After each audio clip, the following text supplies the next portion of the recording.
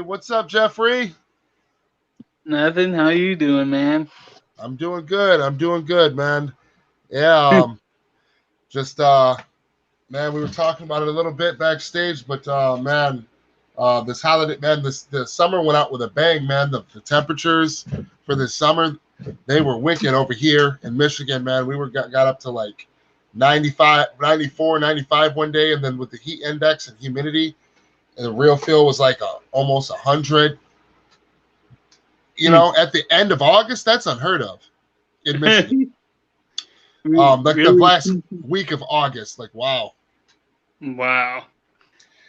And yeah, and also you know, what is it? It's a holiday weekend, so I'm back to work now again, and it's just been busy as shit, brother. busy, and oh, it's just wild, man. I'm pooped. I'm just sore, tired. I agreed, told my boss I'd come in, work on my day off, and I was like, man, I regret that shit already, because it was slammed today, boy. Slammed. Wow. What's up with you, man? What's been going on your end, Jeffrey? Nothing really interesting for me right now, but really right now, just kind of being me, and also working on this little project I'm doing called the Justice League Pandora's Box. And yeah, and the writing process is going very well, I'd say. Like, it's actually going better than I thought. Oh, nice. Trying to adjust this camera a little bit. It's probably the best it's going to get, I guess. Every time I move, that light shines through, hits my face in a weird way, and it shines, gives me a headache. Yeah, man, that's good, man. I've been reading it, the Justice League Pandora's Box. The stuff you've been sending me, some of the stuff you've been posting on your Twitter and stuff like that. And yeah, I'm interested, man. I'm interested in it. And when you get done, man, we need to dedicate like a full episode to whatever, you know, whatever you want to preview or whatever you want to show people. You know what I mean? Yeah. Okay.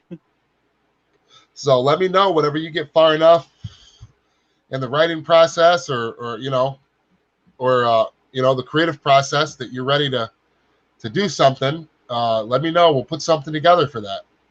Okay. And what is going on here? I don't see. Why is that? Where the hell is everybody? I'm trying to see, because this is supposed to be live on Twitter as well, and I don't see that. It's not showing it up here at the top like it normally does. But anyway, yeah. So today we're doing a live stream called the World of Fandom, and it's a little something me and Jeffrey came up with, and we want to discuss with the community, all fans. You know, there's a lot of things coming up, a lot of fan movements. There's literally the Fandome 2021 coming up, and there's a couple of things that some people are getting pumped and geeked for. We want to go over them on the channel. There's also a Release the Robots Director's Cut. There's also Make Battle Angel 2 movement, and stuff like that. And I want to go over some of that stuff. Let's start out with Fandom, because I thought that personally the poster for Fandom 2021 compared, I mean, just I won't even say compared to last year, just in general, it looked like a Powerpuff Girl got diarrhea and made a poster. Yeah, yeah, it did. But there was, and then it looks like there was a couple of misplaced things just put in there. For example, the two projects that I'm excited for, the Batman and The Rock, Dwayne Johnson's Black Adam. Them are the two projects that I am actually looking forward to. I'm not jumping out of my seat over it like I was for the Snyderverse and the Snyder Cut and the Ayer Cut and etc. But I'll tell you what, I am looking forward to them, Jeffrey. I really am. Early on, I didn't know how to feel about Matt Reeves doing the Batman. There was a lot of bad blood between the fandom and Warner Brothers about a year ago. There still is to a degree when it comes to the Batman, and it's nothing against Robert Pattinson. It's nothing against Matt Reeves. I think that I speak for most when I say that it's just that, Ben Affleck, his turn as Batman was cut short.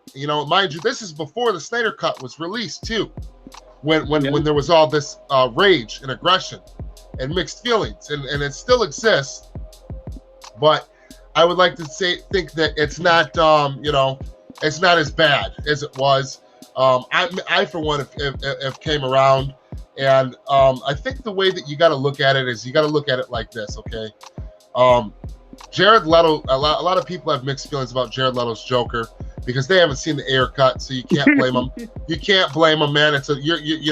You can tell by his lines, he doesn't have them goofy lines, dude. Them goofy, silly misdirection with nothing to do, like, because they're trying to knock it down to a PG rating. They're trying to change the plot points of his character and the story beats, and it just didn't work. It really affected his character, and I think when in post production, they really noticed that it just wasn't working. But they had already reshot a bunch of shit and didn't have time. So I think what they did was that Trailer Park Studio just decided, hey, you know what?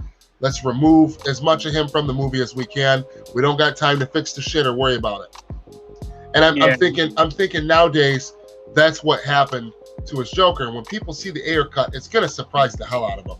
If anybody has seen Zack Snyder's Justice League, you'll see the kind of Joker potential that he's got. You cannot sit there and watch that scene with Ben Affleck's Batman in the Snyder Cut and Jared Leto's Joker in the Snyder Cut. Them scenes in the Nightmare Future were fucking prestige, bro. Fucking golden. Just mwah.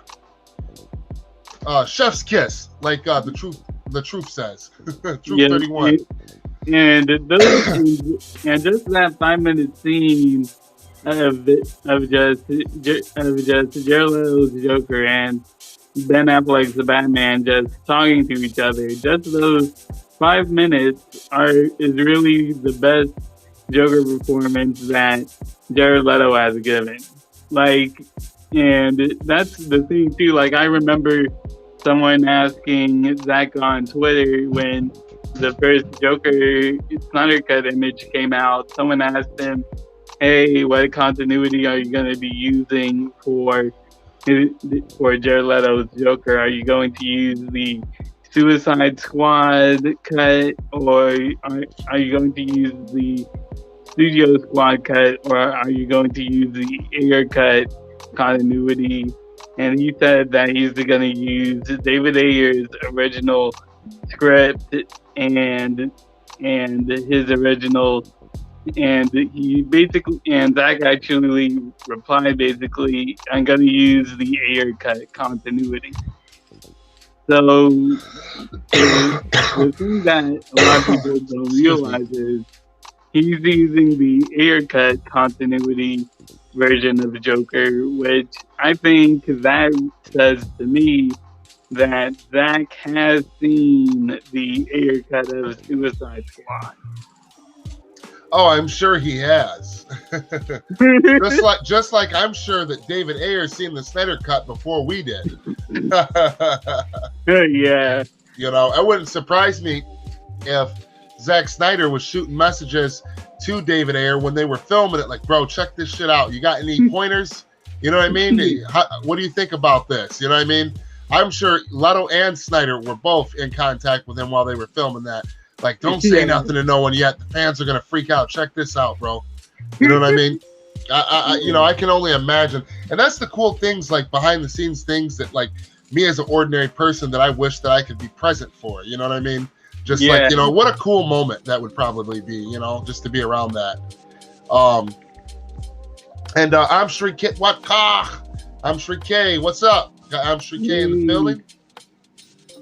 He said, I'm passing on the Hamadaverse as a whole. I will be back when Zack Snyder is here for Zack Snyder's Justice League 2 and 3. Hey, I can't knock you for that. You know, the studio did that shit, brother. You're not the only one. There's a lot of people that feel like that, man. So, and me, I'm pretty much there with you. I'm going to give Black Adam. I'm watching Black Adam no matter what, man, because it's Dwayne Johnson, and they're not going to dick with anything to do with the Snyderverse. They're not, you know what I mean? Same thing with the Batman and the Flash. I don't know how to feel about that. I'm hearing too many conflicting things. They've went through 4 directors. They've went through like 100 different script changes. Yep. And remove Cyborg from the movie. They're tampering with Ben Affleck's Batman continuity, from what I'm hearing. There's some version of Superman's going to show up, and it's not Henry Cavill. You know, the Supergirl outfit, the Supergirl suit. I don't know how to feel about it. We got it. I mean, I know that it ain't got the special effects on it. It ain't color graded, and all that and whatnot. So I have to see how that looks. But I'm not right now, from what I've seen, I'm not too impressed from that. I am happy the logo does somewhat resemble Henry Cavill's Man of Steel logo.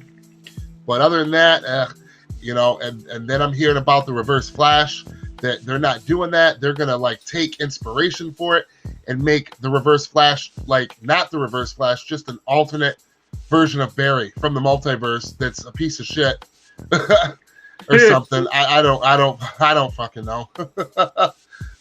But yeah, so, but I mean, you know, other than that though, them 2 projects, you know, and with the Batman, you know, like I was telling Jeffrey, you know, for the longest time, I felt real sick towards the Joker movie with Joaquin Phoenix and Todd Phillips. But the thing is, though, is that it's, you know, you think of it like this, man.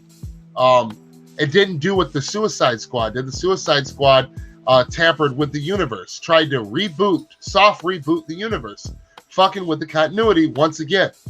That's a problem. That's a real problem for me. I'm not saying that the movie's terrible. It wasn't great, as people are trying to say. Nowhere near. The movie was okay at best. Okay? Yeah. It's an R-rated Disney movie, bro. Okay? And if you like that, then that's fine. But that's not my cup of tea, as I always say. But, you know, the main thing is that with, you know, Joaquin Phoenix's Joker, okay, Jared Leto could still have a Joker movie. Because this movie is outside the universe. It's nothing to do with the DCEU. It's set in the 80s. So that's why I gave it a chance. And if you ignore the DCEU and you just sit down with an open mind and watch the Joker movie, it's fucking good. It's awesome. But it's not a nowhere near that's not even a Joker movie, really. It's damn sure not a DC comic book movie, a CBF. Yeah. But now with Matt Reeves, the Batman, it's actual comic book CBM, but it's completely nothing to do with the DCEU. It's not going to be stepping on the toes of anything that's been done with the OG DCEU. It's not going to be rewriting the continuity, soft rebooting the continuity. And honestly, from what I've seen from the trailers and what I've heard, it does look fucking good. I'm not going to lie. I'm going to check that shit out. I love Batman. You know what I mean? I do. Yeah. So I'm looking forward to that and Black Adam. What about you, Jeffrey? What is your thoughts? Yeah, like it really same thing with me. The only 2 things I'm really interested in fandom is Black Adam and the Batman movie, because it's still crazy to me that the Black Adam movie was kind of on hold for over 10 years now, and we're finally getting it. So really, for me, I'm like, finally we're getting to see that Black Adam movie.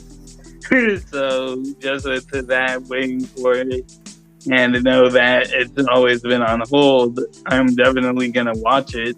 And right. plus it's The Rock, so why not? And really, for Matt Reeves, the Batman, like, I was really on board with it for a long time, actually.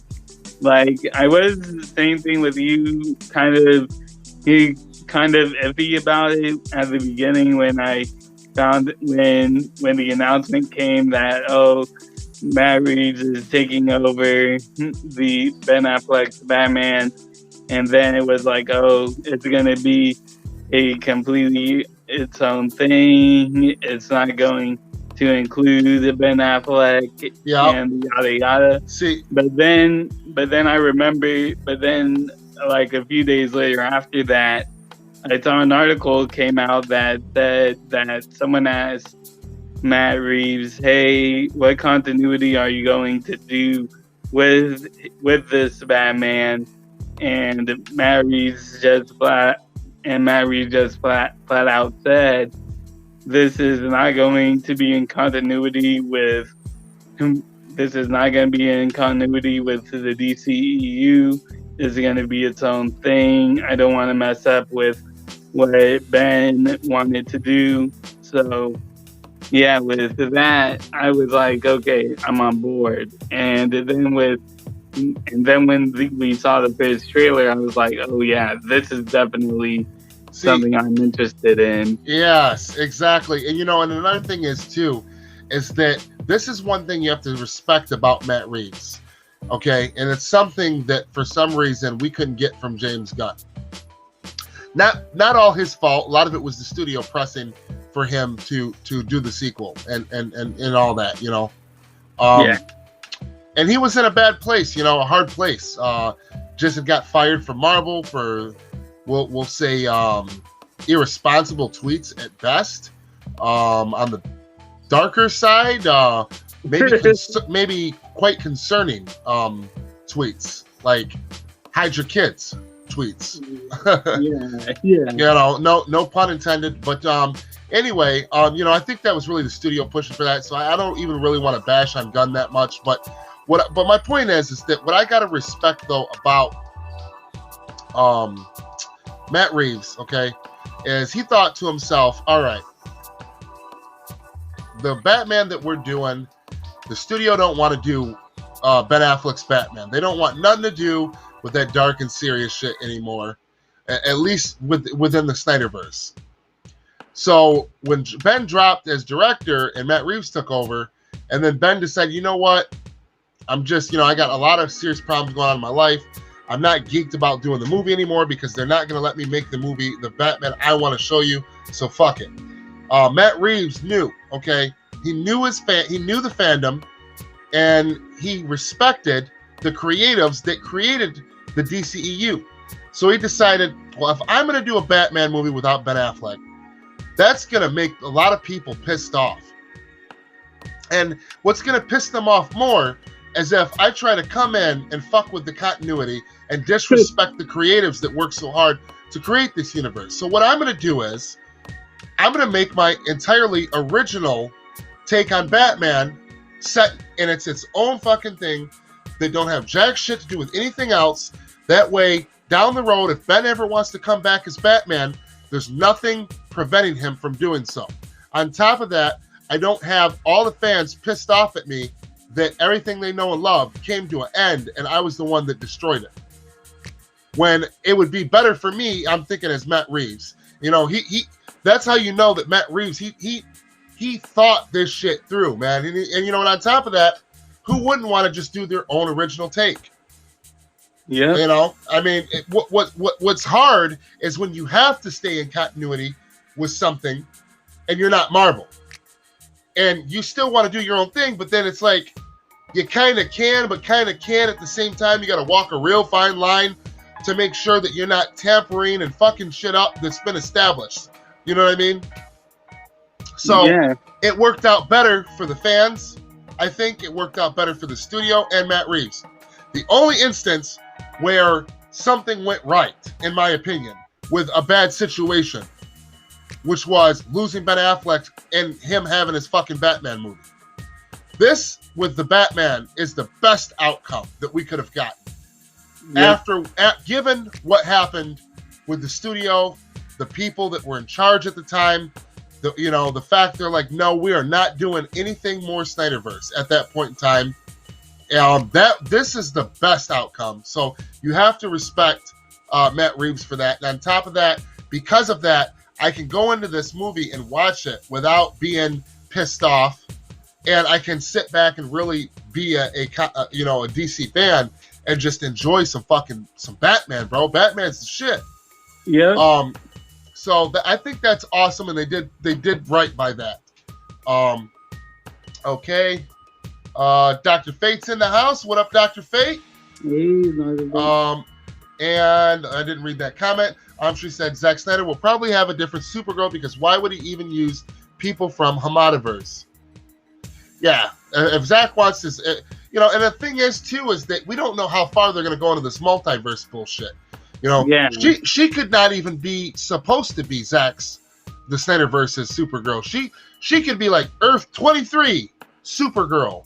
The Snyderverse could be on Earth 1 or some shit. Like, we don't know. You know what I mean? We won't know till we see the movie. So, but yeah, if Zack didn't intend on using her, then he'll cast who he wants to play as her, as intended, as always intended. Down the road when that door opens, whenever it does. And if he chooses to keep her, then great. That's up to him. Let's see what we got here in the comments. Dr. Fate isn't Supergirl from Keaton's universe. That's what I've heard. I don't know if it's true. But see, I was pretty damn sure, maybe I'm wrong, that there was no other heroes in Michael Keaton's Batman universe back in the day, other than Batman and Robin. Like, was there? Did they ever show or say, hey, there's a Supergirl out here? I don't know. I'm not saying that them rumors ain't true. Of course, it's a movie. They can do whatever the hell they want. They can be like, oh yeah, she's from a universe where the ground is made of water and money grows on trees and fucking pigs fly. Like, it's a movie. They can do whatever they want. But what I'm saying is, that doesn't mean that they couldn't make her from his universe. But I'm saying, I just find it kind of unlikely that that's the case until they prove me otherwise. And when I see it, if she is, then she is. But I just, that doesn't make sense. That would change continuity from OG Batman. Well, why would they do that? Well, some of the older folks that really enjoyed them Batman movies from that genre are going to get the DC fans. They're going to be kind of, well, some might not care and some will be pissed, though. They will. Yeah. Kind of like what the Smallville cameo did on the CW. That was some bullshit. Yeah, oh, don't get me started on that, man. Yeah. Tom Welling's a fucking asshole for that, man. And it's all Tom Welling that did it too. And I loved that guy as Clark Kent on Smallville. Yeah. A lot of that show laid the groundwork for the Smallville scenes in Man of Steel. The Zack, you know what I mean? Yeah. Okay. Just like how he would use Wayne T. Carr's Green Lantern over anything Jeff the Snake Berlanti, Green Lantern's corpse. Yeah, damn, break it down, brother. Let's see, Dr. Fate, I don't know for sure, and I don't care. The Movie Raider, what up now? Hey, he said, hey y'all, I'm finna sub to Disney Plus if WB fuck with the Batman. How we all react? Yeah, hey man, really, I'm already subbed. Honestly, I already subbed to it too. Don't tell nobody though. Yeah. Oh shit, we're live. Yeah, no, I'm not gonna lie, man. I already did, dude. After the Snyder Cut came out, and then and I went watched it, and we were right before the Snyder Cut came out, they Warner Brothers went out their way to not promote the shit, and Zack had to do it all on his own. That pissed me off. Then the movie, right the day before the movie drops, they start talking, and starts talking shit about the Ayer Cut and about pushing this agenda forward with like what'd they say? The multiverse? No, not that. They were like saying like pushing forward with like race bending and gender swapping bullshit is the new slate that they're aiming for. Some horse shit she was saying. That pissed everybody off, including myself. And after the Snyder Cut was released, Okay, and we're like, yeah, we're all in a frenzy and shit. After that happened, I was they said that they wouldn't even let people keep that hype. Like, yeah, man, Snyder Cut. They wanted to push this narrative. All of a sudden on commercials, get Zack Snyder's final chapter in his 3-part trilogy. And I'm like, whoa, hold your fucking horses, Warner Brothers. Well, you fucking assholes. Are you? I almost broke through my remote through my TV, man, in the living room. I'm like, everybody. I started screaming at the TV and shit. I'm like, everybody knows this shit was a 5-film arc, bro. Don't give me this bull. What do you mean 3-part film? Really, bro? You're trying to mislead the public and run some bullshit on us? Oh, so basically that's a soft fuck you. Like, there, you got the Snyder Cut. Now shut the fuck up. We're done. That's what I took it as. That's what I took it as. And I'm like, really? They knew that was gonna piss off fans, man. They knew it. Yeah. And they couldn't just let us bask in the glory and just be, they had to come in and be like, and throw it on commercials and shit. The final chapter and the 3-part saga is now here. And I was getting so mad about that shit. So once that was the last straw. After that happened, I subscribed immediately to Disney Plus and watched Loki. And I liked Loki. I had some problems with the finale, but I loved Loki. I loved it. I did. He should have got a movie though. Yep, and that's the thing too. Like, I actually do remember that. I actually do remember the very day that video came out where they were showing all of Zach's movies, and I was like, oh wow, this is a really good video. They really are going to, like, the video build up was like telling you, okay, are they really going to restore the Snipers? Is this really happening? And then it's like, at the end of the video, like at the very, very end of that video, it was like the conclusion of Zack Snyder's trilogy, and I immediately just there. Yeah. I mean, and don't get me wrong, it's a double-edged sword, because on one hand, I'm like, oh, this is not over with, Warner Brothers. We're not done with you. This conversation is not over by a long shot. But then at the same time, when the cool-ass Steelbook came out with all 3 movies, with the Ultimate Edition remastered and 4K Snyder Cut, I was like, with Man of Steel 4K, I was like, I gotta have it. Yeah. So, I mean, I'm not gonna lie, but it's still though, that's bullshit though, man. That is complete bullshit. So anyway, the movie rater said, I don't think the Batman will be meddled with because of the positive reception in the early screenings, and Matt Reeves signing a contract giving him full Final Cut control. Oh, you bet your ass Matt Reeves didn't sign on to shit without it's fucking Matt Reeves, bro. Yeah. Look at, they gave James Gunn Final Cut authority, and he don't, not every James Gunn movie's a banger. Guardians 1 and 2 was. 1 was way better than 2, but both of them were kind of silly. But either way, it's in the Marvel Universe. They can do that over there. The tone works. The formula, Lord Feige's formula, it works over there, okay? It was great. But what I'm saying is that it's Matt Reeves, bro. There's no way that he didn't get, right off rip, that's like the first conversation they had before this shit was even an idea. Was, he's not playing that. Matt Reeves ain't playing that shit, bro. So yeah, and you think that if Warner Brothers didn't give him Final Cut control, we'd get a trailer from the Batman showing the Batman with like taking the cowl off and he's got black makeup leaking from his eyes and fucking his hair's all messed up and he's got scars and bruises and he's like, I vengeance, just this guy gets knocked out and he just keeps going down on him, beating his I was like, oh, when I seen that. And then he just looks up at him like, who's next? And I was like, yes! Yes! And that's the thing, too. Like, normally... that was all Matt Reeves. There's no way they would let him film that version of the Batman if he didn't have Final Cut authority. Yeah. Yeah, that was really awesome. Yeah. But yeah, I'm sure. I'm telling you right now, the Batman's gonna kill it. I mean, it will. You know. I mean, the problem is though is that I just hope that they don't push the release date back. All the movies, man, they just keep pushing the release date back. Keep push. Dude, Morbius. I've been waiting to see Jared Leto as Morbius because I want motherfuckers to see he is gonna be a badass Morbius, bro. Yep. He's gonna be a badass Morbius. And I just want people to see, like, he is capable of playing a top-tier CDM character. Like, a top-tier character in a CDM.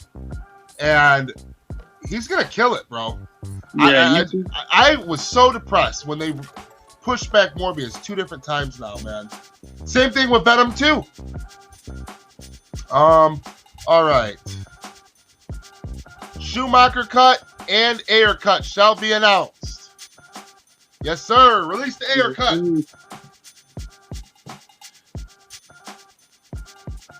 And for the other folks too, release the Schumacher cut. Yep. All right.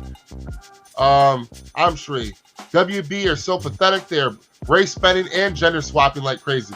Yeah, that and to hear it out of Ann Sarnoff's mouth though, that's what really stung. Hearing Ann Sarnoff say this shit. You know, we're gonna have a lot of inclusivity, and you know, we're gonna have a great gentleman of a different ethnicity, and then we're gonna have something called the Blue Beetle. I do love the Blue Beetle, and it's gonna be a wonderful, you know, ethnic man, and you know, then we're gonna have, you know, something for everybody, and all this bullshit she was saying. I'm like, ugh, straight cringe. Every fucking word from her interview.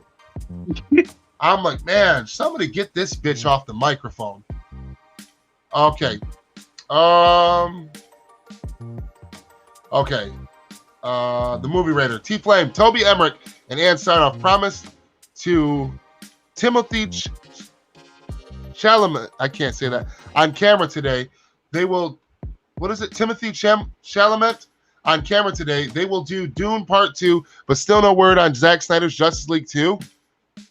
Really? It's on. Hold on. So Ann Sarnoff and Toby Emmerich promised to Timothy on camera today. Really? That happened today? Yeah, I saw the video. I saw the video, dude. Wow. Thank you. That just that ruined my day. Oh God. Yep. All right. You know what?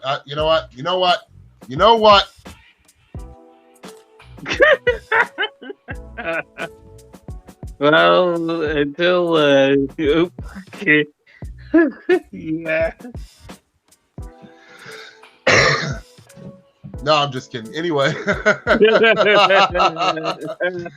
That's bullshit, man. All right.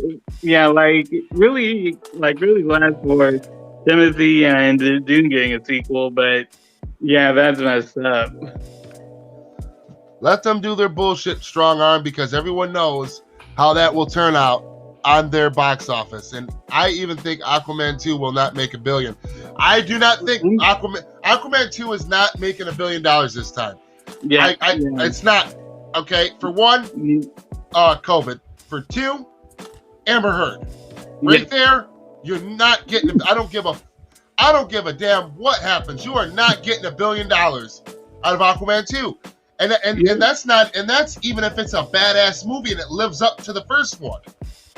Which, you know, I mean, yeah, you got it, you really, there's a lot of Johnny Depp supporters, and really there's a hashtag going out there on their end saying boycott Aquaman 2, and they're like, and Johnny Depp's fan base is huge, so that's a huge fan base that is not going to see Aquaman 2.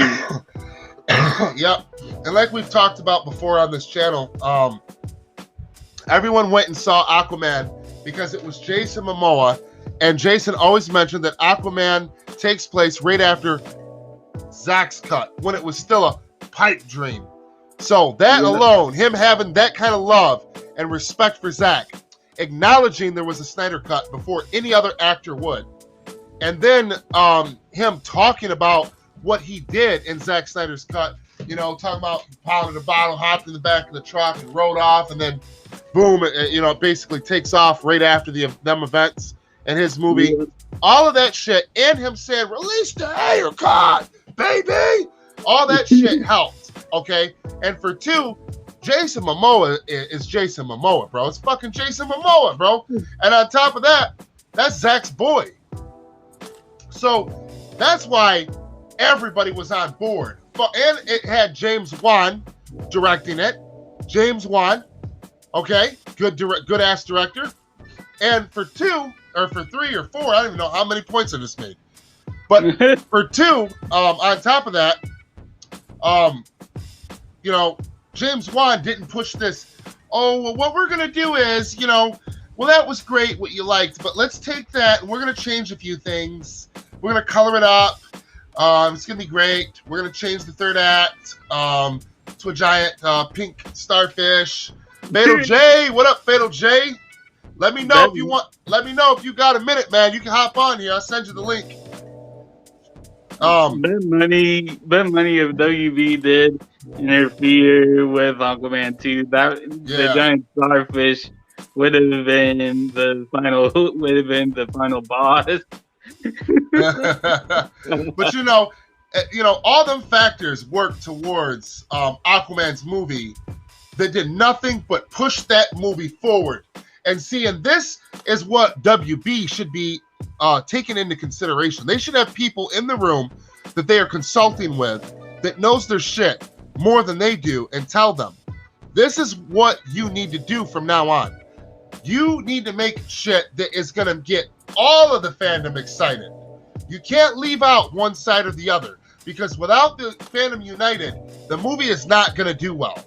And and that's just the bottom line. No matter which way you swing it, you keep trying to shit on the fans.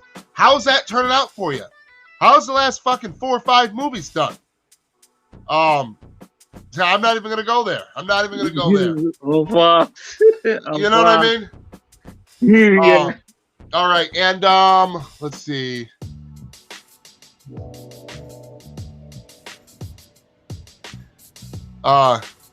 Tflame, tap out if you can't handle the heat, brother. Fatal J, dynamic duo, and Fatal J said, Tflame, bro, how many people said you sound like Vin Diesel? Well, growing up, I heard that here and there. Growing up, yeah, I had a couple people say that to me. Not a lot, but I've heard that before.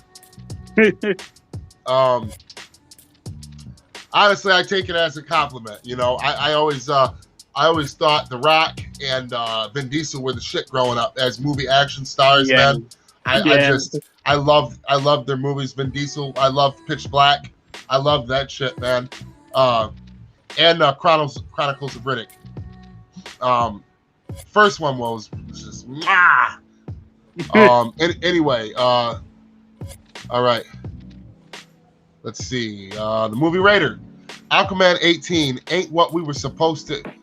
What did he say? Aquaman 18 ain't what we were supposed to get. It was originally going to be darker and scarier, but after BVS, WB went MCU route. James Wan reworked all the shit. But here's the thing. You are, again, Movie Raider is correct about this. Okay, if you see the early scripts for the Aquaman, it was supposed to have Superman in it, Wonder Woman in it, and Batman in it. And Batman. The Trinity. It was supposed to be more directly after BVS. Initially, it was supposed to be after BVS, but before the Snyder Cut. That's when the movie, initially, the first draft of the movie, and Zack Snyder was going to be the one to have a heavy hand in making it like the first Wonder Woman movie. You know what I mean? With Patty Jenkins. Yeah. He was going to be heavily involved in it. And WB wanted him to change it, but here's the thing. Nobody could do shit about that back then. Yep. James Wan came in, respected Zack, respected Jason, and respected the studio, and found a way to do what the studio wanted him to do without, yes, there's some dumb little quirky jokes here and there, but not too many, okay? They brightened up the colors and oversaturated the shit out of shit. Yes, they did that. Yes, they tweaked the Aquaman suit, made it more, nostalgic, like old school, like Aquaman, which I didn't know how to feel about it, but they actually pulled it off. So hey, it looked okay on camera. Off camera with the behind the scenes pictures, it looked like ass though. So I was worried about that initially, but they pulled it off. But yeah, you're right. You're absolutely right though. It was going to be darker. It was going to be scarier. They did make Jason Momoa's Aquaman way different. They reworked him. They didn't completely soft reboot, but they reworked him enough to make him more lighthearted, not like serious and brooding. You know what I mean? And badass, like Zach had him. And they made him, lightened him up a little, more of like a, I don't know. You know what I'm saying? You've seen the movie. You know what I'm saying? So, but James Wan made that work, bro. He made it. I've yet to see a director other than James Wan be like, I respect the fans. I have to listen to the studio. I'm going to make them both happy and actually try and use as minimum amount of interference as possible. Wan did that. James Wan did that for us. If it would have been any other director, can you imagine how terrible the Aquaman movie could have came out to be, bro? And like I said, the main reason what got asses in the seats was it's fucking Jason Momoa. It's Jason Momoa, bro. For two, Jason Momoa is Zach's boy. That's his dog, bro. Flat out. For three, he was the first actor out of all of them. Flat out, like in Zach's cut, this happened. In Zach's cut, everybody's like, what? What do you mean in Zach's cut? What cut? And then, when the Snyder Cut shit was heating up right during the press release for his movie, he's like, he's like, it's the thing about Hollywood, there's just certain things I can't say, but fuck yeah, I want to see the Snyder Cut. Like, I don't give a fuck if I get fired. Release the Snyder Cut. Like, that shit between Wan and Momoa doing that, and the circumstances, the situations, and the fact that Wan, keeping the interference and the changes minimum as he could, and still trying to keep it in direct continuity with the Snyder Cut, but still make it his own thing, and still make the fans happy, still make the studio happy. And the visual effects were almost on par with the effects, the visuals that Zack Snyder does. So it felt very much like it was in continuity with the Snyder Cut. All right, now, okay, so what do you want to jump into? All right, so now let's jump into our next topic. We're at 44 minutes. Let's jump into which one do you want to jump into first? Robots or Alita? Yeah, the robot. All right. So Jeffrey, go ahead, and I want you to start off. Tell us what's going on with this Robots movie. So I have been hearing and seeing everywhere on the internet lately that there is a director's cut of Robots, the animated movie. Yep. And go ahead, tell us a little more about that. So it initially started off in 2005, where the director Chris Wedge did one of those director's commentary like things that they usually do, and in one scene in particular where the star robot, where the star of the movie was talking to his dad, and you listen carefully, he actually said in there's the alternate scene of this, where he said there's an alternate scene of this in the director's cut, and that right there a lot of people missed out on, and it really didn't kick off until like a few people saw it since March, people started to catch on to this like at March when the Snyder Cut was starting to come out. So then there was this. Then a lot more info came in to it, where there were like whole new scenes and whole different plot threads, where there was like more Robin Williams' character. There was more. There was a scene where Big Willie, the giant that giant robot that was a wheel, essentially was hypnotized, and there was like and there were like completely different. There were like completely new characters that were also cut out, where that were also involved, and there's actually a video game of robots that was actually that actually had plot threads that tied into the actual movie. So there's actually is a director's cut of robots out there, and we're trying to get it to come out on Disney Plus at the very least. Yes, and the fans have dubbed this the Chris Wedge cut, I believe. Yeah. Hashtag release the Chris Wedge cut. Okay, and yeah, I've been seeing this going around on the internet lately, and I was very curious about it. And he's the creator of the Ice Age movies, and them are damn good movies. Yeah. You know, the guy knows what he's doing, so if he's got a director's cut, I'm sure that it's very good. Yeah, me too. And I actually even heard a couple of clips of him saying that basically hinting at a director's cut. Maybe we will play some of them clips for everybody. Yeah. So Jeffrey, go ahead and jump into the comments real quick. I'm going to be right back in a flash. Okay. All right. Give me 1 second. Okay. So here we go. So where we at?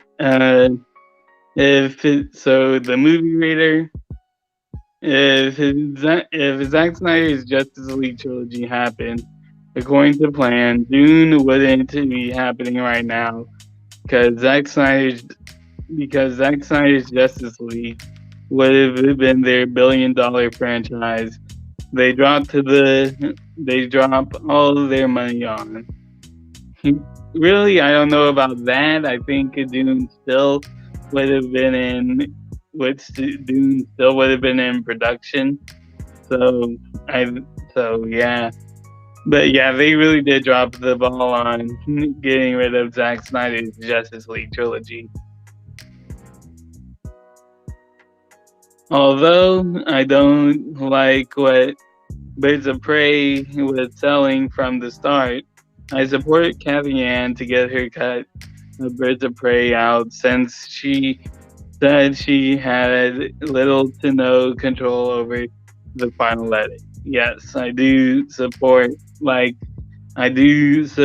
Cathy Ann cut. I am interested in what she wanted to do in her cut of Birds of Prey. Bad City Stuff. The song "We Are Champions" plays in the Schumacher cut, so I hope whenever the trailer comes out, they use that song. Yes, that would be so poetic, man. That would be so poetic. That would be so poetic, man. It plays whenever Batman emerges from the fire and chases after Two-Face. Oh, wow, man. Wow. Yeah, I really do hope we get to see the Schumacher cut. And the thing is, like, I haven't seen Batman forever. I haven't seen the theatrical cut of I haven't seen the theatrical cut of Batman Forever. I'm just really interested in seeing what Batman Forever was in Joel Schumacher's eyes. So yeah, I really can't wait to see it, and really do hope we get to see it. And Dr. Fate says, Miss Eugene. So let's see, is there any other comments here? Here's another one from the Movie Raider. Am I the only one not 100% sold on Leslie Grace? She fits to the part, but I don't know if they'll write her Batgirl correctly. I'm not really sure on that, but really I do hope it's good. Like, that's all I can hope for. And the thing is, like, even though I'm against the Hamadaverse, like, my thing is, I at least hope that the movies are good. Like, I'm always rooting for movies to be good and to be loved, because at the end of the day, I'm a fan of film. So I just really hope that whatever happens with the Batgirl movie, I hope that it's good.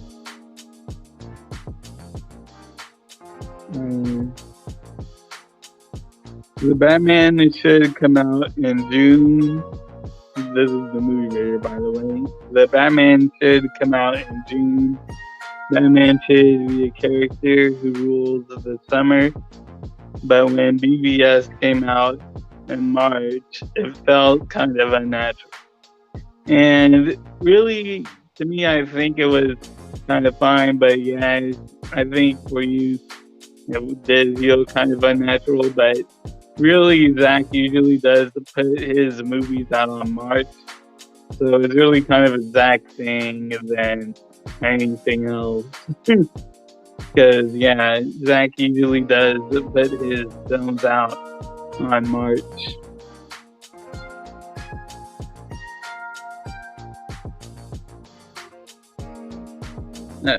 Anything else? But yeah, like, really, I really am interested right now in the Chris Wedge cut of Robots, because I actually did recently watch it, and I really do still like that movie, and I really am interested in what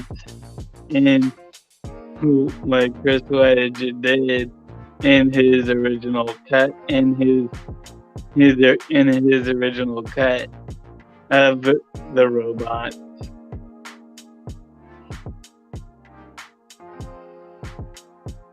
Let's see. Anything else? The dynamic duo. Any other comments we missed? All right, I'm back. Okay. So anyway, so what did I miss, Jeffrey? I had to get some food, man. I'm hungry. Dinner time. You didn't miss anything, really. Okay, so what were we? Yes, the Chris Wedge cut. So yep. Let's go ahead and let's jump over to YouTube. Take everybody with us, and let's look at some proof. What merit they have behind the Chris Wedge cut? What proof they have that it exists? Okay. I'm sure that would interest everybody. Yeah. So, let's see what we got here.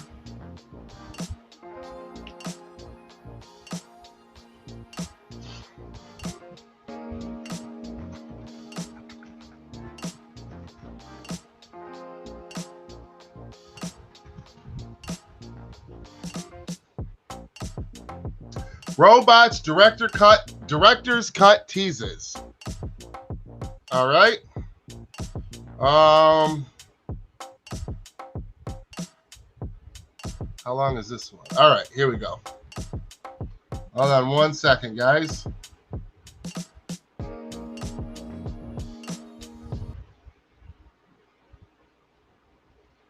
All right. Oop, hold on. All right, there might be an echo again, Jeffrey. So hold on. Okay.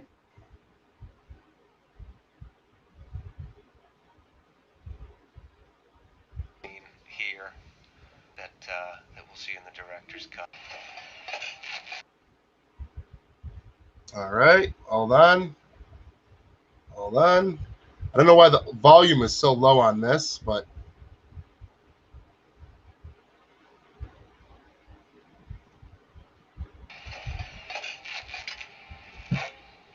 Oh, hey. Soon as you read, there's an alternate scene here that we'll see in the director's cut someday. That's just a little bit more poignant. I remember this being one of the first scenes that got finished. did you guys hear that? Yeah. There's 6. Well, hold on. So for all you guys that didn't hear that, I know the volume's a little low. He said that it was a brilliant scene and that he hopes to see more of it in the director's cut someday. And this was, how long ago was this, Jeffrey?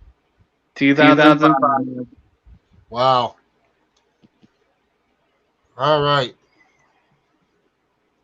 100,000 cuts of this sequence. Whoa, hold on. Around on edit machine here. Listen to this. Electrified here. There's 600,000 cuts of this sequence sitting around. 600,000 cuts of this sequence. Oh my God. Oh. Actually done. There's an alternate that he gets in with a little old lady who's knitting out of steel wool, and Rodney's getting flounced and bounced around. Like your stomach goes when you go in. That's a nice little piece there. Okay, so here we introduce Ratchet, and there are also a couple different versions of this sequence. Oh, there's about 90 in there. One of my biggest disappointments, or one of the things I learned on this movie, was that people don't care about the villain. People care about villains. Well, Right. a few alternate cuts of this and longer ones, and this is the one. When we started thinking about this, I thought this movie. Damn, they cut it short. That one was short. They didn't finish it. Mm-hmm. Yeah, and there were times when this scene was way too long. It was way too long because we were trying to put too many fine points. But a shot like this, I have about 3 or 4 more of these because it extended the kind of musical nature of it. No, Mom, I gotta go. I'd like to put back in at some point. The sequence order we showed. There's Lowell. Yeah, that's doing his voice. Our screenwriter. This scene was going to be... Oh, yeah, that was that old scene. You were going to hook up to Rodney crashing after Magnetized, and you'd find him here. But then originally, that's also where we found Rodney after he got picked on by the little urchins. Remember? Oh, a long, long time ago. Yeah. This was always going to be the beginning of Act 2 for me. And the first time we see Fender. The introduction of Fender. Yeah. It makes much more sense to have him back at the train station. A lot of stuff in here, guys. Pay attention. There's a much more extended version of this sequence as well. Oh, hold on. Where you get to a little bit more time with the extended version of this sequence as well. Where you get to a little bit more time with some of the other characters, and there's an extended version of. I like the longer version of that scene. You like it? Yeah, I mean, I miss. There was some fun with the conga line. There was more fun with the watch bot. There's even some nice stuff with Cappy and Rodney. Yeah, there was. I think I'm going to put it in. There's a whole bunch of Cappy that got pulled just for the. I mean, she really took a hit, the character. Yeah. For the length of the film. That's the one thing that people ask me consistently. I know. We just never should have, Wasn't there more Cappy? There was. Yes, there was. There's a gorgeous sequence of them riding in the car. Now this sequence is Let's just not bust anybody's bubble, okay? It was written as a fun, poignant bonding moment between Rodney and Cappy, and you hear that she's came from a town like Rodney did, but she upgraded herself to fit in. That was a wonderful scene. Really poignant and sweet. You can see that she feels for the guy.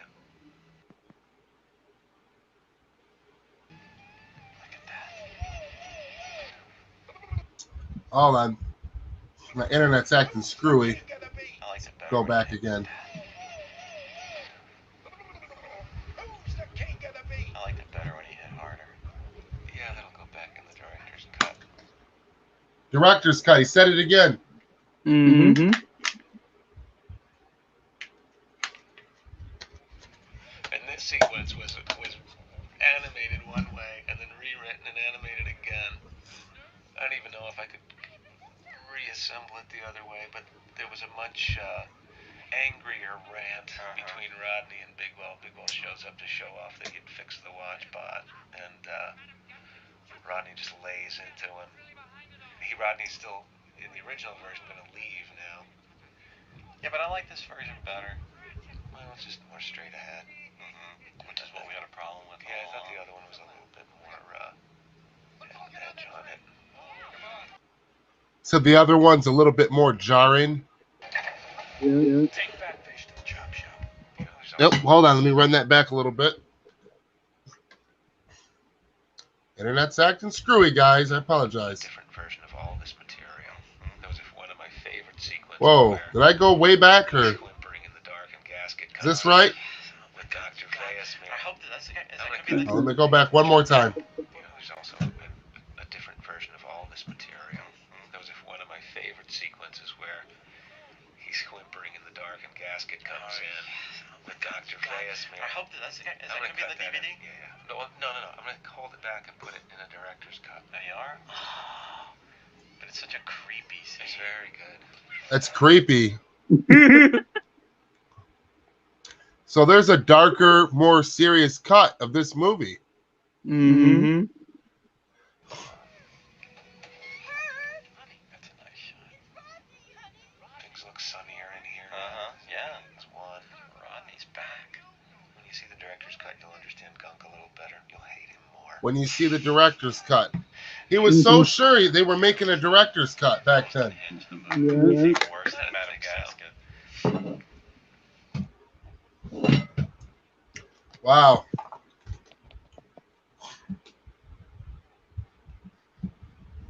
Malignant. So, yeah. There you have it. Yeah, so something happened.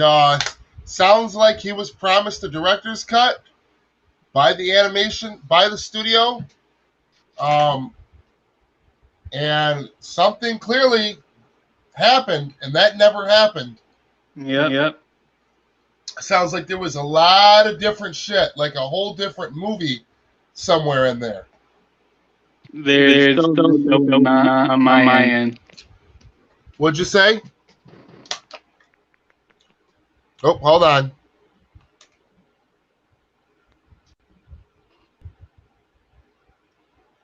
Okay, can you hear me?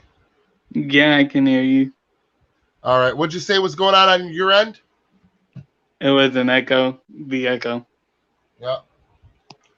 That's weird because the whole time you were talking while that audio was playing, you sounded crystal clear with no echo to me.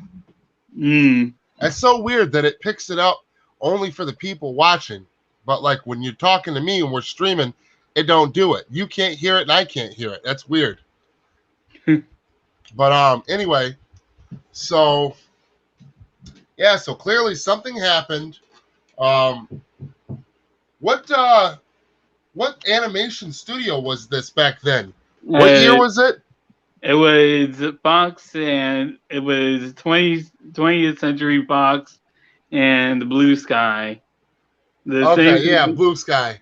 Yeah, the same company that did the Ice Age. That he did the Ice Age with. Now, when he's got a lot of Ice Age movies, and them were very popular. How is? I don't even remember what number are they on now. Ice Age 6 or something like that. I think 5 at the very least. Like, Right, yeah, they're at least at 5. But are they still? Is it still Blue Sky and Fox? I think it's Like, just Disney now. right. I think the first 2 movies wasn't the first 2 movies Blue Sky and Fox. Yeah, I think they were all on actually. Yeah, I was gonna say we should look that up. But either way, this is the guy that brought you guys the Ice Age movies, and I been watching them movies since I was a kid. Now I'm a grown ass man, and I still watch them, and I watch them with my kid. And then when I take him to the theater, and he jumps up and down, I tell him, "Shut up! You're gonna make me miss it." I'm just kidding. Yeah. No, but yeah, I really like them. I really like those movies, and I know the guy's capable of putting out a damn good director's cut, of these animated movies, because the Ice Age movies are phenomenal. Yeah. Yeah, I mean, yeah. So release the Chris Wedge cut of Robots. Yeah. And there is a fandom for this on the internet. There's a movement being created for this.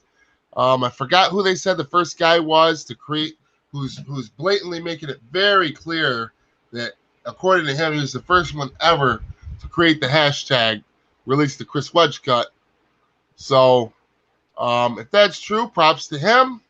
Yeah, and if you guys are interested in that community and that fandom, or you guys are interested in the animated movies, like Robots, like Ice Age, things like that, with creator Chris Wedge, want to show your support, there's a fandom there with people for you to meet and events to attend. So yeah, release the Chris Wedge cut. Yep. Just the beginning, man. So yeah, now, go ahead, Jeffrey. So now I guess we can go to Alita now. Yep. Now on to drum roll. Alita Battle Angel. Yep. And so no, we can do better than that. Now we go to Alita. Alita coming in at 5 foot. But yeah, right now for those who haven't been following the Alita Battle Angel campaign to have Alita get her sequel, the recent news has come out now that there's there's an event going on at September 9th, aka Alita Day, with 99, obviously subliminal of the number 99 that she has, and so there's going to be a event called Alita Day that we're going to be trending, and the hashtag give Alita her sequel to get that ball rolling, and Robert Rodriguez, the director of Alita Battle Angel, said that he really is interested in doing the Alita sequel. Like, he's really interested in where she can and where he can take that character to in the sequel, and really so am I too, because as far as Alita Battle Angel goes, it's really the best anime American adaptation of an anime ever, really, in it a lot really of people's is. eyes. It really is. And I, for one, really loved the Alita Battle Angel movie. You want to talk about strong female representation? That's how you do it. That movie did it perfect without saying "fuck you, man," without cramming it down your throat, without virtual signaling, without any of that shit. They stuck to strong story beats and laid the seed throughout it. And the movie ends in such a way, man. Doesn't it end like with her like looking up and they're getting ready to go up top and it's like duh, playing this serious ass music? Yep, and I still Man, remember that that was a scene. good ass movie, man. I can't believe that movie didn't instantly get greenlit for a sequel. There's Yep, no reason why fans should have to petition so hard for them to make a sequel to a movie they decided to make. yep, and that the audience loves. Like I think the last time I checked, it was at a 96 on Rotten Tomatoes for for the audience score, but critics didn't like it for some reason. I don't know why Yeah. they didn't. Oh, why? Because it ain't filled with a bunch of woke ass messages, virtue signaling, and comedy fucking beats and little quirky one-liners. That's why. They shit on anything that takes itself serious anymore. That actually focuses on strong visuals, a strong story, strong story beats. Critics hate that shit nowadays. They want to be entertained like they're 10 years old again. Like Patrick from SpongeBob and shit. That was funny. He's all the dicks on the island.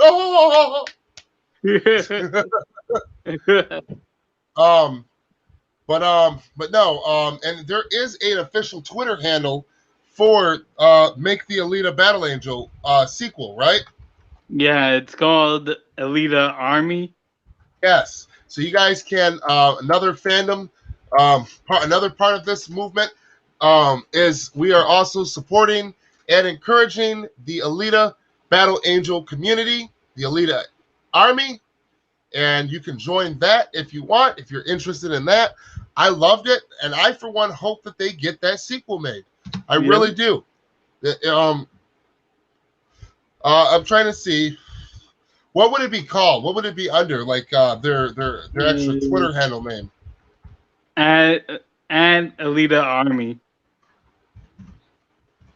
Oop. The top one. Yep, I found it. And here it is, guys. Yeah. So if you're interested in that, I'm going to go ahead and give them a follow. It is their official Twitter handle is @Alita Army. This account was created by the community of the fans, which founded #Alita Army. Admins are listed. Yeah. And they need to get the sequel made, man. They really do. Yeah, they can't leave it just off of that. Especially ending it. Why would they even allow it to end the way that it did if they weren't going to make another movie? Because it's just like with the DCEU, the critics don't like it and the fans love it and it made money. That's the point, though. Okay? You're not, that's like, I'll never understand it. I get that Hollywood's a little different. It's like when you make something, right? You create like, I don't know, say you create a part for a car. You don't give a damn what critics say, or like if you create a new computer part. You care that the people, your customers are happy. You care that they're happy. And if they're happy, they're spending money. So if your customers are happy and you're making money, that's the point of it all, ain't it? Yep. Ain't it? I mean, because that's the thing.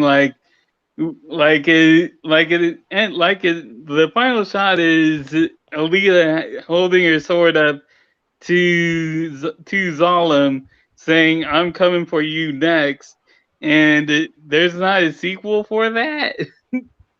Like that's essentially like to put that into context, like that's like his saying if the final shot for Zack Snyder's Justice League wasn't the Martian Manhunter scene, but the it just ended on the Justice League staring off against the dark side, and then that was the final, and that was the cliffhanger. Like, dude, like that's essentially what happened with Alita Battle Angel. Like, I really am interested in seeing what's Yeah, the next. most interesting part was the villain that was cloaked most of the movie that they kept hidden, that they slowly revealed. That was really interesting, the way that they set that up. To me, I think that they did a great job at making the movie in general. And as much love as the movie got and as much money as the movie made, I still think the movie deserved to do even better than that, because it is just a well-directed, well-written, well-adapted movie. Yeah. So anyway, so here is the date for the first big serious Alita Battle Angel event, hashtag Alita Day. It is going to be on 9/9/21. So that is going to be September 9th, 2021. It is the September 3rd right now. So in 6 days, they are doing hashtag Give Alita her sequel. And I agree. Hashtag Give Alita her sequel. Hashtag Alita Day. And give Alita her sequel. Yep. Hashtag Give Alita her sequel. And I wanted to let's look at a clip or two of this movie. Yeah. Because this was a really good movie, and I haven't seen it since it came out. I've recently been I've watched this movie at least 5 times, and it still is amazing. It's still crazy how amazing this movie is. And the thing is, I thought Alita Battle Angel was gonna be pretty good because really like I said, American anime adaptations aren't really that good and don't have a really good track record. But this was really amazing. This movie is really amazing.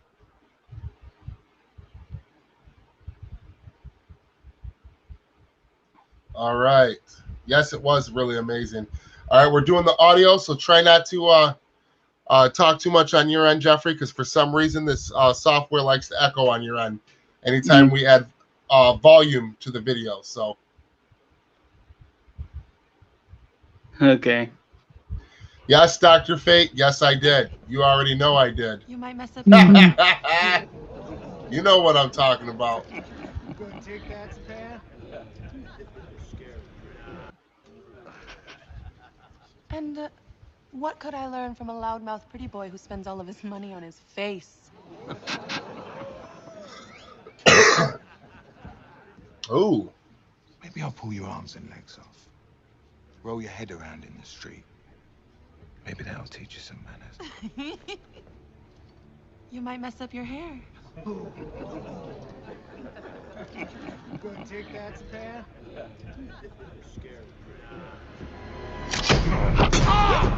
Oh, yep. What's up, bitch?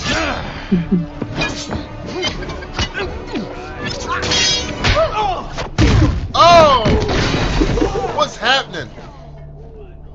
Yo, why none of these hands? Woo! You do not deserve such a weapon. I heard you were the heroes of Iron City. Hey, I am not impressed. Tell me why when she said that, you do not deserve such a weapon, with that look on her face. Tell me why that reminded me of Wonder Woman in the Snyder Cut. Yes. Tell me why that reminded me of Zack's Wonder Woman. You know? Rest. What the hell are you doing? I'm gonna need you to stand way back. What happens to him is just I will savage. take on anyone in this room. And if I win, you fight alongside me. This bitch broke my nose. Yes, I did. Oh my God. This, hold on. Oh, he said, what did he just say? Hold on. Side me. This bitch broke my nose.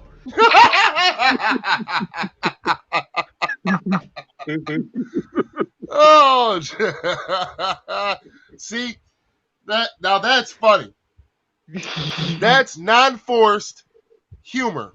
You know what I mean? Mhm. Just natural, like, you know, that's how humor is supposed to roll off in a serious action movie. Yes, I did. Heroes? All I see are junkyard punks, assorted cyber trash, and a bunch of drunken motorball burnouts too slow to play the game. Oh!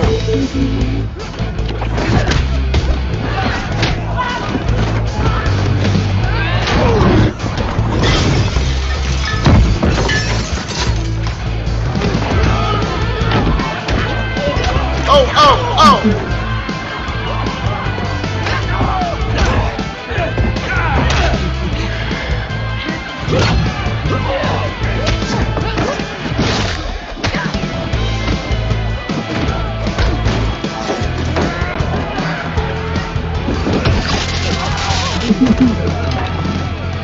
Thanks, Hugo.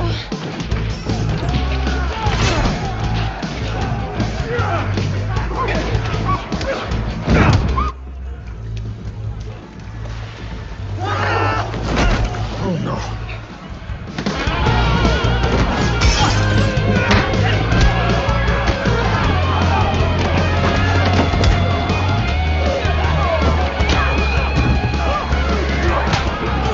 Hold it! Lock it off! Or no more free repairs!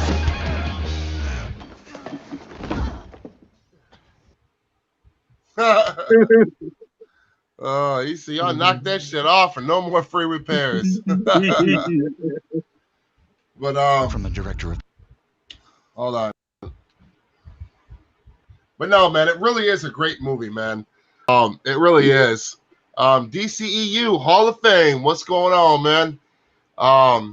Yeah, man, it really is a great movie, and I need to go back and really watch it again because I really did enjoy that movie when I seen it when it first came out, and I don't think I've seen it since then. And you know, it's just movies like that need to be shown more love because we're getting to a point in a day and age now in Hollywood where every movie or product that comes out has to have forced subliminal messaging. If it doesn't have that, it has to have forced shit and D and poop and pee jokes, and or it's, you know what I mean, or it's got to have like virtual signaling and SJW messages and just all kinds of shit. And you know, this movie just, it really was really, like I said, I can't say that enough or stress that enough. It was just really well written, really well directed, and really well adapted. Yeah. And all the way around. And just you know, hashtag make that Alita sequel, man. Yeah. Make that Alita sequel. I'm down.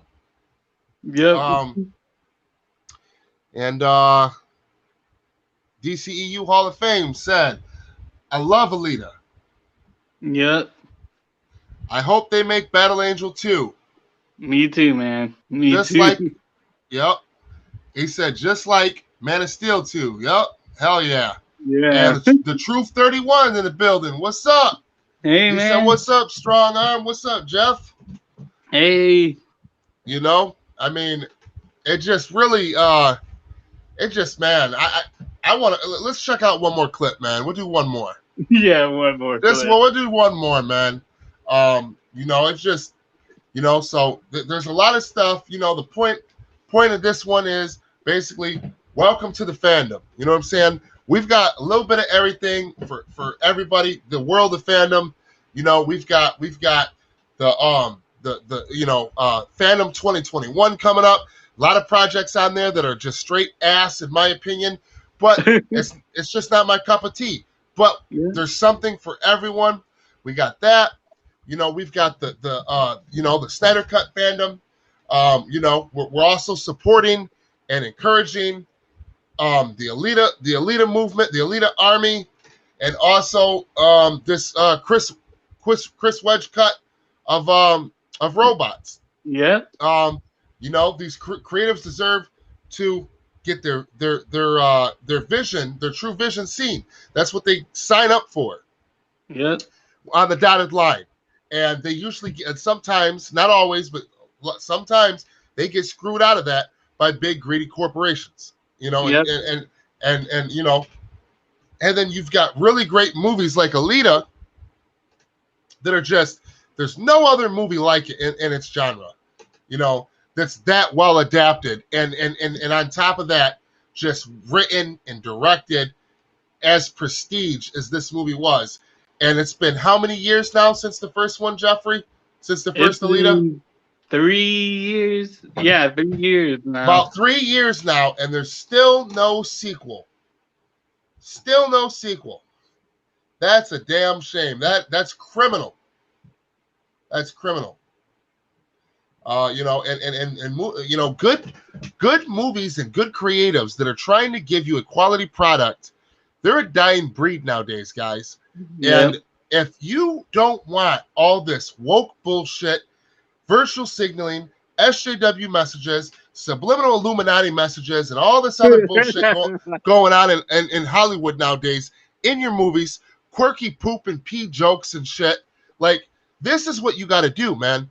Movies that are original and movies that are really well created, crafted, directed, that people spent a lot of years and time and hard work and energy and blood, sweat, and tears on to create for you.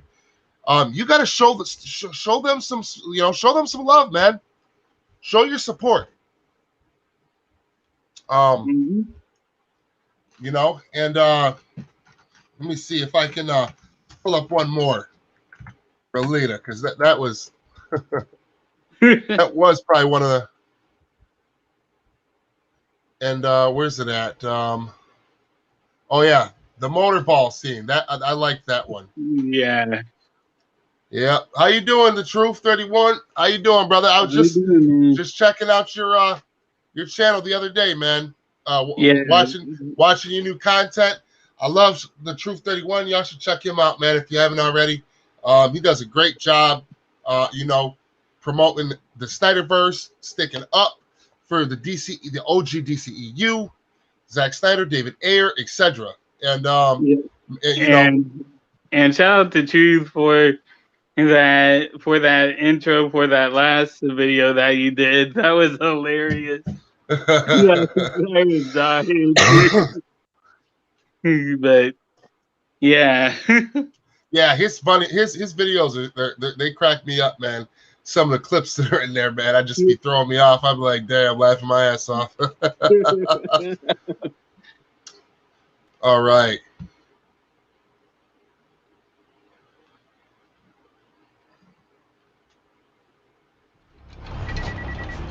Well, let me run it back.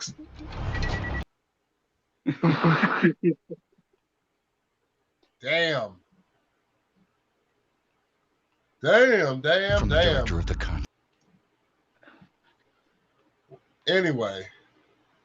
Wow, man. Yeah, that's just a badass movie, man. Yeah. Hey, he said, damn, Lita, where you been all my life, girl?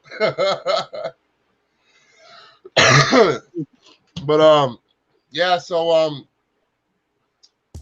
anyway.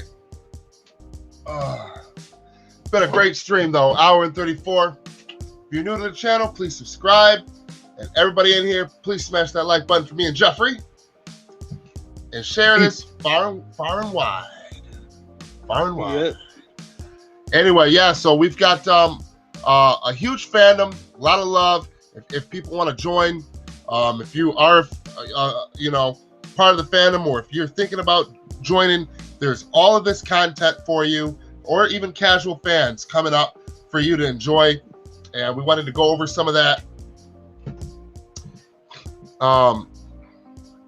DCEU Hall of Fame. He said buffering. Yeah, I know.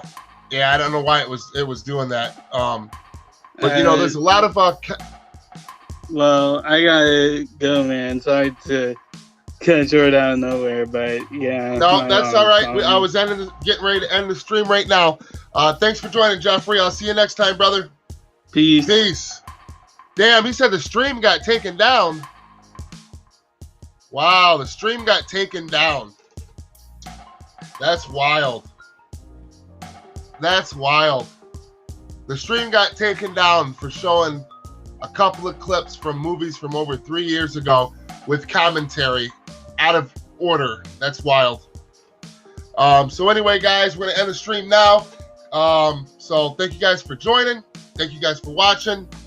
And until next time, my friends. Peace.